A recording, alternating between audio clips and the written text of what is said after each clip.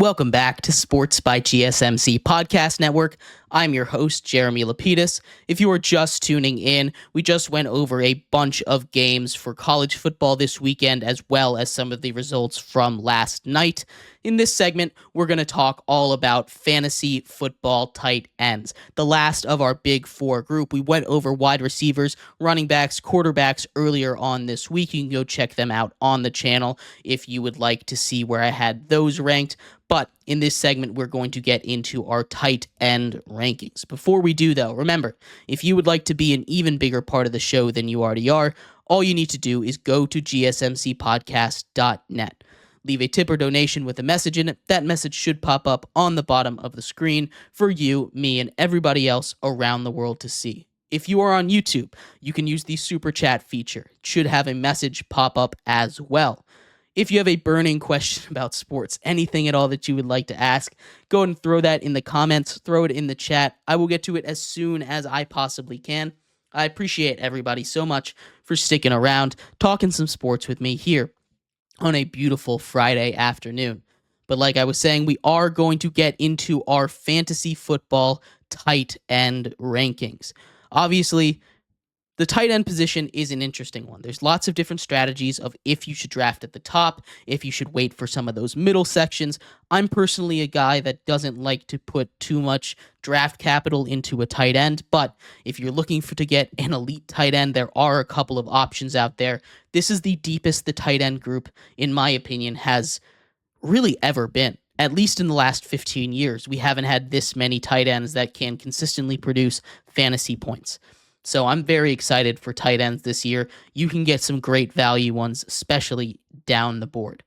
But if you want to get some of these top guys like Travis Kelce, like Sam Laporta, 1A, 1B guys, you're going to need to spend probably a third round, second round even pick on some of these guys, which could be worth it. So at the top, we have Travis Kelce. And I did have a little bit of a discussion trying to figure out if Sam Laporta should be ranked ahead of Travis Kelce, but you can't dethrone the greatest fantasy tight end of all time in Travis Kelce when he has Patrick Mahomes at quarterback. I'm giving the edge to him, especially after what we saw him do in the playoffs last year.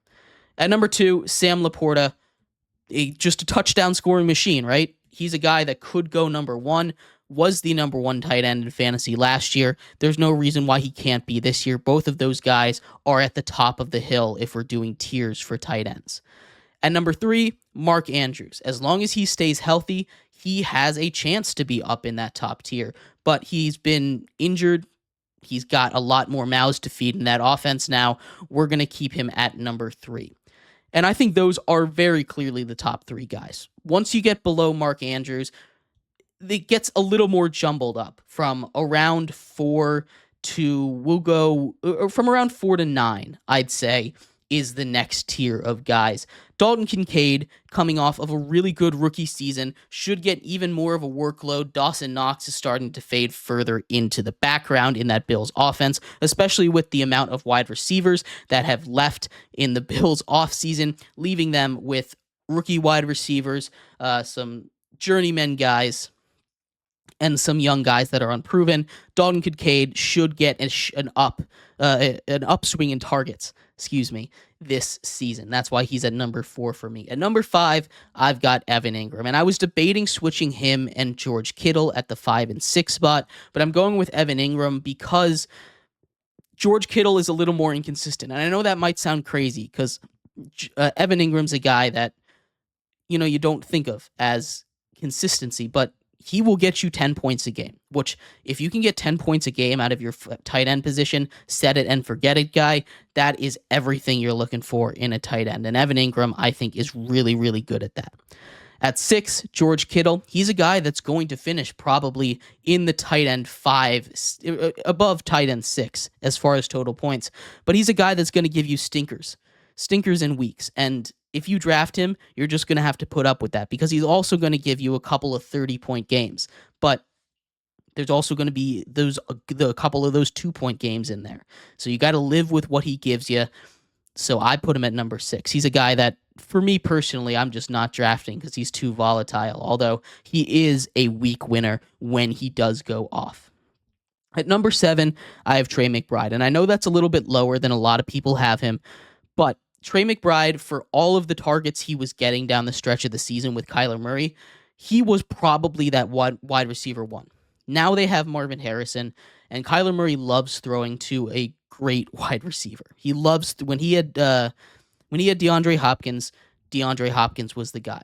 Now he has Marvin Harrison Jr. He's going to be the guy. I expect Trey McBride to still get a good amount of targets, but it's going to be a little bit down from where it was this year. At 8, we have Kyle Pitts. And this year, I'm a Kyle Pitts believer. Shame on me. Fool me once, fool me twice, whatever.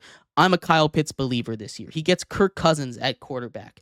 A huge improvement from anyone else that he's had in his entire career. Even with those guys, he's been able to put up a 1,000-yard season. He sneakily has been putting up good numbers. Even last year, which was a disappointment, he put up good numbers. Kyle Pitts is a tight end I absolutely believe in, and I think you could get him for good value because he's scorned so many people in the past, and maybe I'm the next one to do it, but I'm a Kyle Pitts believer this year. He slots in at a tight end 8 for me.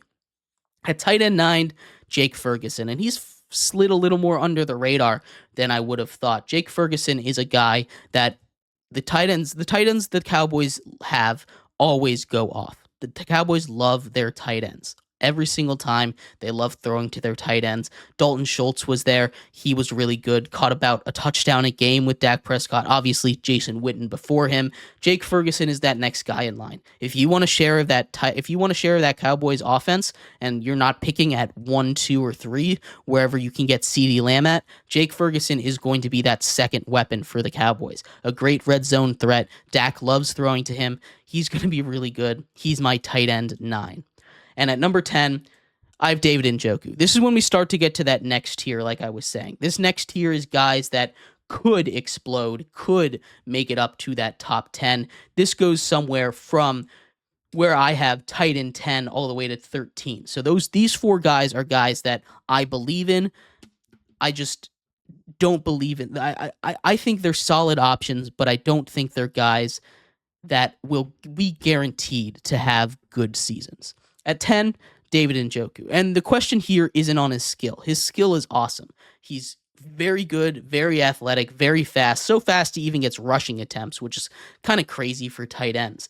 But David Njoku hasn't had that big explosion with Deshaun Watson. He really went off with Joe Flacco last season. That's something that he doesn't have this year. It's something that he needs to prove to me, although looking at his numbers, he gets a bunch of targets when playing with Deshaun Watson as well. He sits here at number 10 for me because I'm just not sure which version of David Njoku we're going to get. At 11, Dallas Goedert. He sits all the way down here at 11 because he plays third, fourth fiddle in that offense. He's going to be behind A.J. Brown. He's going to be behind Devonta Smith. He's going to be behind Saquon Barkley. That's 4 guys that are going to get fed before Dallas Goedert gets fed. And that's not to say that he's bad, but he's just going to be in a tier below that second tier because he's going to be that 4th option in the offense rather than a second option like a Jake Ferguson. And rounding out the top 12 here, we have Dalton Schultz. Dalton Schultz is a guy that I'm higher on than a lot of other people. I think what he's able to do with the Texans, we've seen interviews from C.J. Stroud talking about plays that he's improvised. A lot of those have Dalton Schultz in them. They're going to have a lot of 3 wide receiver sets, but there's always going to be a tight end on the field, a safety valve for C.J. Stroud. And I don't think there's anything wrong with waiting a long time, getting a very good value with Dalton Schultz. That's what I've done in a couple of my drafts, not getting a tight end until the double-digit rounds, grabbing Dalton Schultz around 8, 9, 10, 11. You can get him late. He's going late. He's a guy I absolutely love this season. He's a guy like Dallas Goedert that's going to play third, fourth fiddle in that offense. But he's a guy that can get you value. Dallas Goedert and Dalton Schultz are kind of in a very similar situation for me. They're going to be good value to get a piece of the offense that is going to be really good. But That's the top 12. We're going to take a quick break here. When we come back, we're going to go over the next 12. This is where it gets a little crazy because as deep as the tight end position goes, it really only goes about 13, 14, maybe 15 deep.